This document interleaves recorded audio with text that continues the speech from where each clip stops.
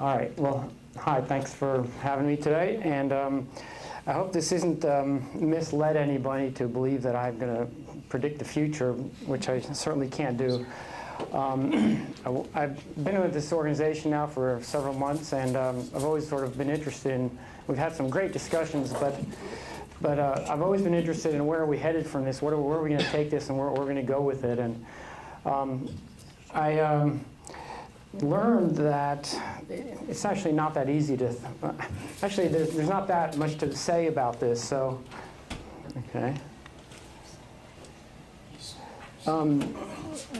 Here's sort of a straw man for what I thought might be our goals in the long-range goals, you know. Maybe have a majority of people in the country being atheist, maybe have an openly atheist president, having religion play no direct role in government, but religion being accepted private philosophy, fine. Religion in education taught as sociology or psychology, but not having any, completely out of the physical sciences. And then maybe other little more detailed things like tax exemption based on the proof of community services rather than religious ideas. So, I don't know, people, this is what I would throw open for discussion maybe at the end. I'm sort of starting with the end of my talk because I found that we need to understand the history of this a lot more in order to see where we're going. So, what if we succeed? What will the future look like? And again, this is really hard to predict, but will society be a lot better off? Well, based on the things Scott says, yes, hopefully we'll be able to prevent those kind of things. But so we'll have some better government decisions. We may move ahead faster on stem cell research or other technological advantages. But will there be less crime and social conflict? I think probably not. Most of these things, like wars, most of the wars are fought over resources rather than over psychology. And therefore, when leaders want something, they want control of another country, they want control over other resources, they're going to find any means, psychological means of swaying their public to do what their bidding is. Those are things that are sort of natural human tendencies to follow a leader who is you know, very persuasive, and so. For example? Sorry? For example, what George Bush did to Iraq?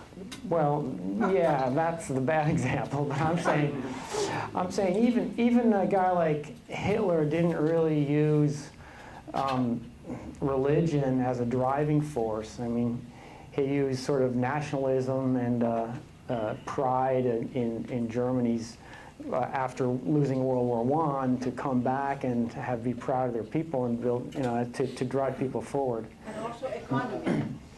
And of course the economy, yeah. Well, Werner, if you look at the atheism rate in the prison population, which Hemant Bennett did about 2 months ago, you see that atheists have not just the smallest share of people in prisons, but a disproportionately small share.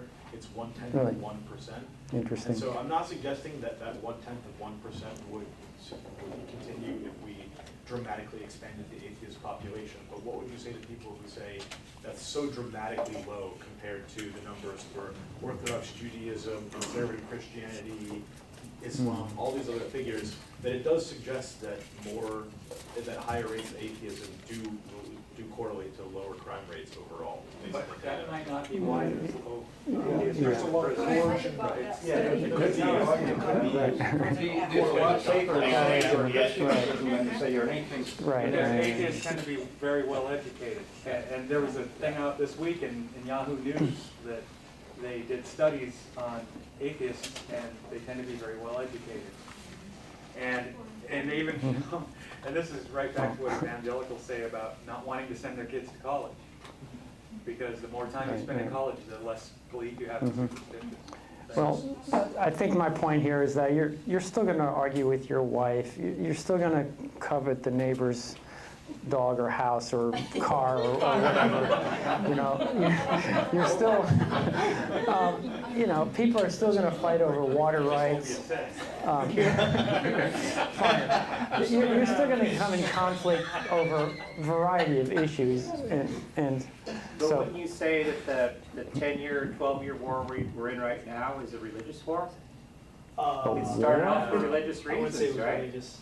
I think people use religious rhetoric, but I don't think it's religious. Well, why do you think Right. you guys flew into those buildings? They were all atheists?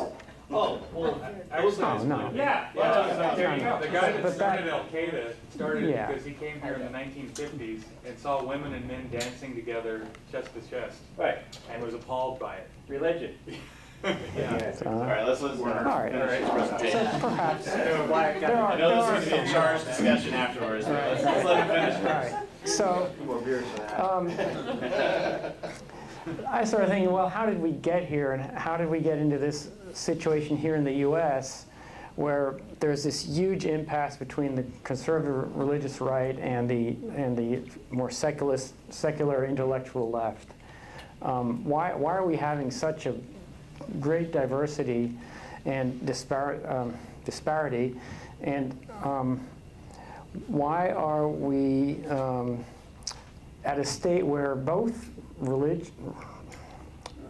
intellectualism or atheism and conservative religious fundamentalism are both on the rise, actually.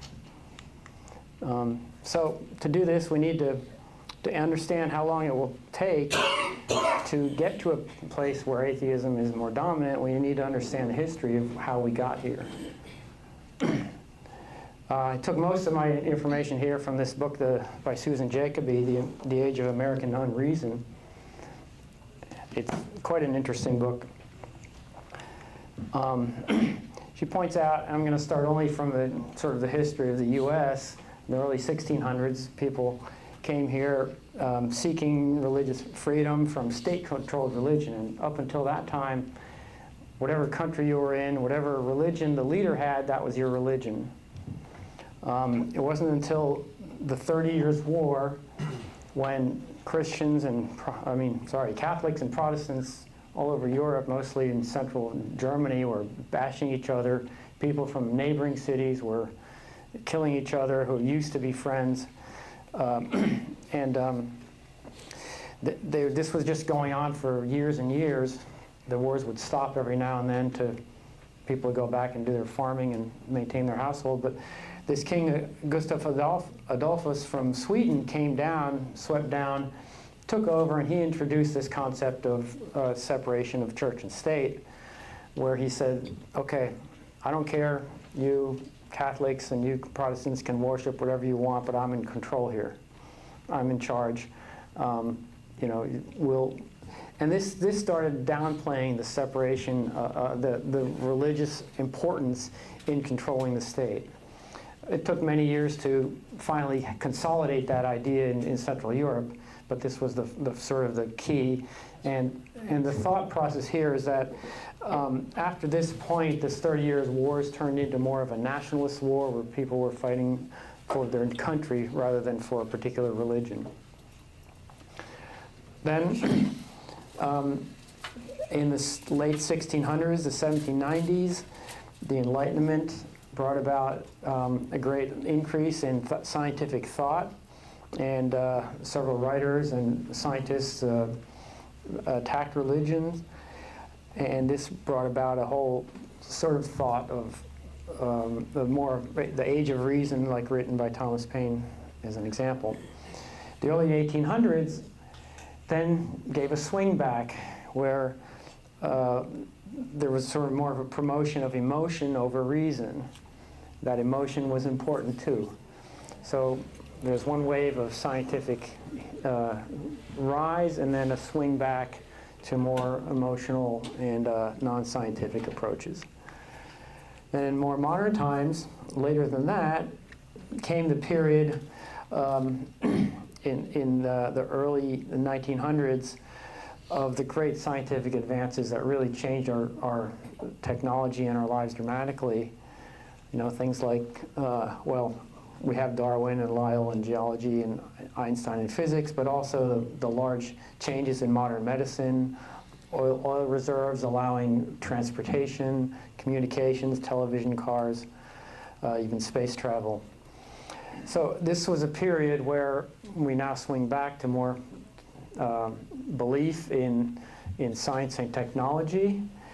And the writers in the early 1900s, many of them couldn't ever believe that we would be having a discussion as we are now about having creation being taught in schools, that they thought that time was over.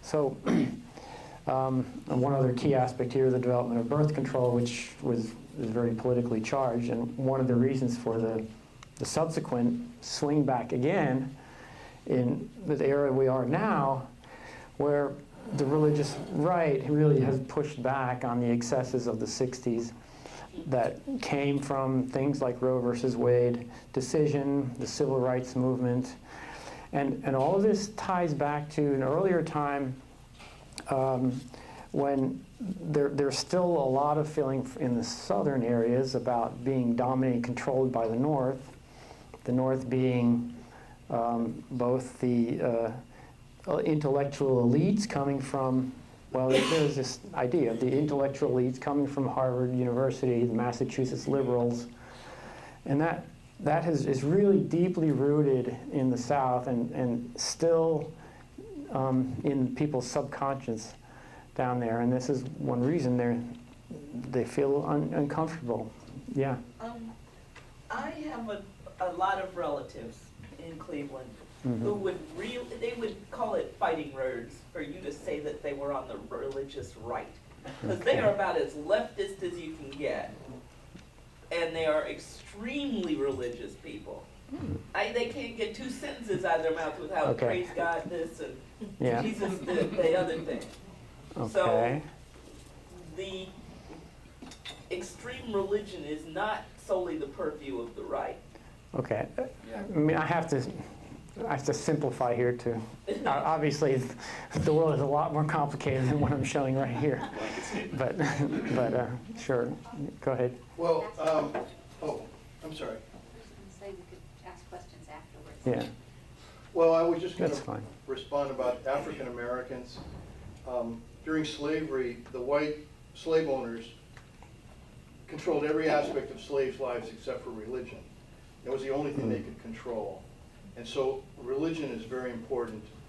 A lot of us don't understand that, but it's very important to African Americans. And they're very, they have very high levels of participation in Christian churches. Mm-hmm. Sure. And they're not typical of like the South, the Southern Baptist type mentality. Mm-hmm. Yeah, not too many tea parties.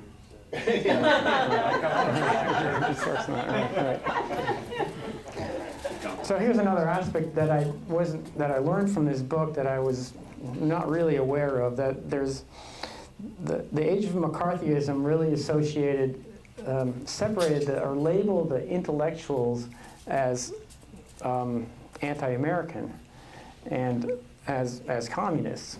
So they try to label everybody who's intellectual as a communist, and this gives them more political clout, and it's an easy label to. So there's already sort of a fear of the Northern intellectuals, and this just plays on it further, and so that has been a strong tool that has to be fought.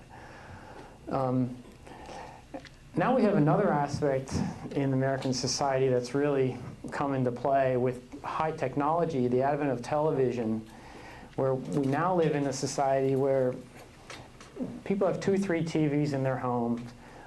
They're going all the time, especially when I visit Houston. I have this all the time, this house I stay in. Their TV's just on constantly. I'm trying to have a conversation, but that TV's always on in the background.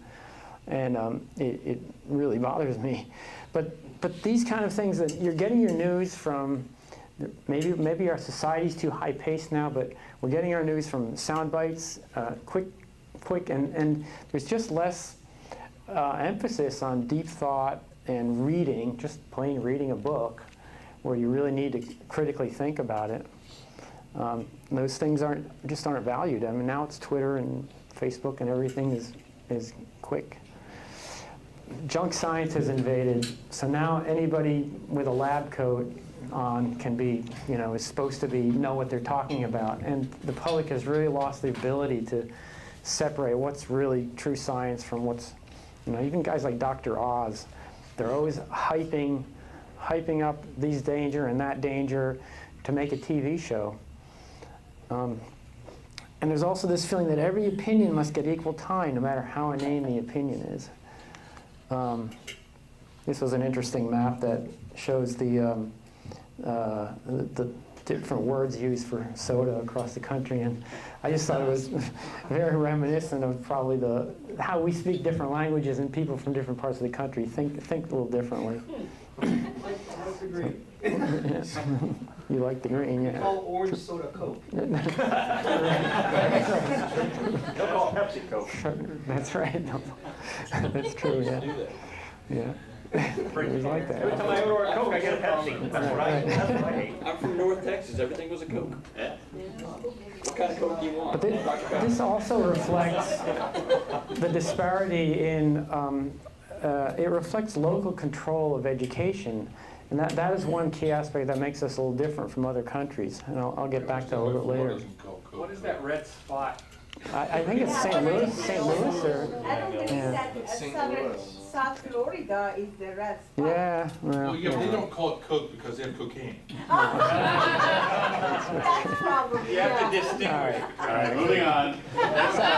In 2005, the Pew Forum on Religion and Public Life did this survey, and they found that 65% of people want both creationism and evolution taught in public schools. Only 48% accept any form of evolution.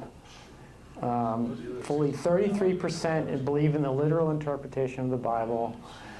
Only 26% accept Darwin's theory of evolution by natural selection. Isn't that incredible?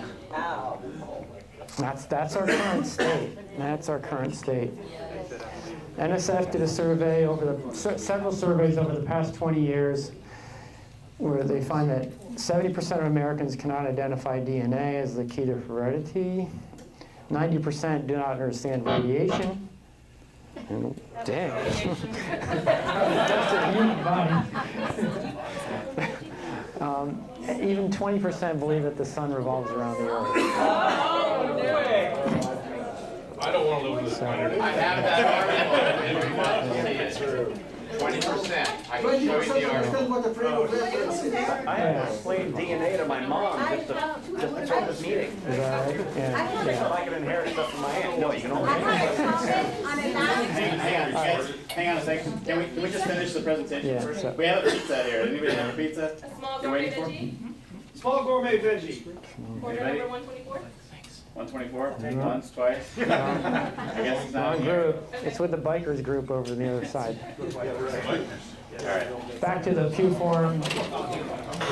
Here's what your point was, that the fundamentalist religion is correlated inversely with religion. They showed that the percentage of people who believe that life has not evolved at all, that life has always existed from the beginning of time the way it is right now, 50% of high school graduates believe that, and 42% with a partial education, and even 7% of college graduates believe that. So, anything, yeah, that's true. Back right after 9/11, so I guess the point of this slide here is to show that it's not just the educational system that's leaving us behind, but the media play an important role here too.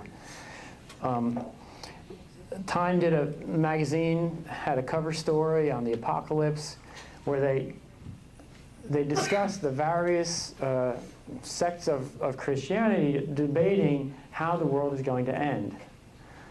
Okay? And Susan's commentary on this is that they discussed how the world was going to end, but this article gave no space to those who dismissed the end time scenario as a collective delusion based on pure superstition and who understand the civic danger inherent in the normalization of ideas that ought to be dismissed as the province of a lunatic fringe, right? Because they can only sell to 27%. That's right. This is what I love about this book. I mean, it's full of these kind of quotes like this. So if you ever have a chance to read this, here it is. It's right in the library. Oh, it's in the library. Yeah. Our library? Not ours, it's in the library. Right. It's in the San Jose Anybody wants Public to buy Library. one and donate it, please. Right. So then I asked myself, why are we different from Europe? What's really different? I mean, Europe is much more secular.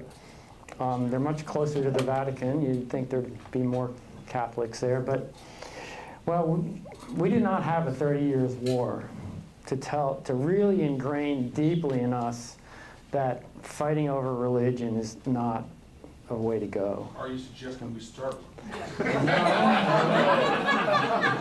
No. We haven't already. I think one is coming. But Have enough. it's just that's our, not in our background, yeah? The United States had an advantage, almost a disadvantage, in that we were founded as a secular country under our Constitution. Right. And the countries of Europe had monarchies that were hand in glove with the church. Right. And so when the people rebelled against monarchy and created republics, part of what they were rebelling against was the church. Mm-hmm. And we never had that experience because we had a secular government. Right. It's also that in America, churches had to compete for adherence, whereas in Europe, there was one state church, and it was going to get a total subsidy from the state. So they got lazy and didn't actually try to encourage belief. Yeah, another part of it is that in Europe you have deep history. So this part of France had this history back in days of the Romans and so on. America, 250 years is not a long time, and we have so many diverse histories. Mm-hmm. So religion can be our history for people like Can that. we move on? Yeah. Let's keep going. Okay. I think we're getting close. Sorry. Yeah. There's also within a country, the U.S. has local control of education, and that causes a lot of disparities within the country, whereas in any other European country, any person in one city is going to meet the same educational standards as anyone else within that country, at least. Okay, but U.S. states are the size of European countries. Yeah, That's true. it's true. Talk about that. I'm not sure how to answer that. Yeah. Parking letters. Also, intellectualism is much more prized over there. If you're a professor, that inspires awe in a lot of people, and that's highly prized. Whereas over here, we have this history of sort of anti-intellectualism. Angela Merkel, the Chancellor of Germany, has a PhD in physics. Can you imagine us electing a PhD in physics? Jimmy Carter? Yes. Yeah. Well, there you go. Yeah. He didn't do very good. That's right. Yeah. And we watch a lot more television, and the television that's here is just so diffuse and lower quality. I mean, we have 500 channels. I get 500 channels. I mean, how many of those can really present something unique and new and interesting? Maybe one. We have like 500 one per day. reality shows. Yeah, that's right. Yeah. This could be a Whereas reality over show. there, yeah. No, it's not scripted enough. There are a lot fewer channels over there, but you get a little higher quality programming. So, well, one recent proponent of the mean theory gave this quote, saying he expected that evaporation of religion within 25 years, and that by that time, almost all religions will have evolved into some different phenomena that doesn't command the awe that it has today. I think that's probably very unlikely. We know that fundamentalism religion is negatively correlated with education, so we really won't remove religion as a force until we raise our educational standards and make it uniform throughout the country. Christianity has been going on for 2,000 years, other religions for longer. Most people follow what their parents did. That's a hard step to break. Anti-intellectualism is deeply ingrained in the American society. I didn't really talk about this. That's the other book that I've been reading, this called The Folly of Fools, which is interesting, the logic and deceit of self-deception in human life. Maybe I can give another talk on that sometime. But there's a predisposition to self-delusion that a lot of people will follow anyway. Religion will not disappear in our lifetimes, and so the best approach for us, I think, is to just let our group grow without trying to interfere with anyone else, and then it will naturally take hold. Thank you. A better alternative. Right.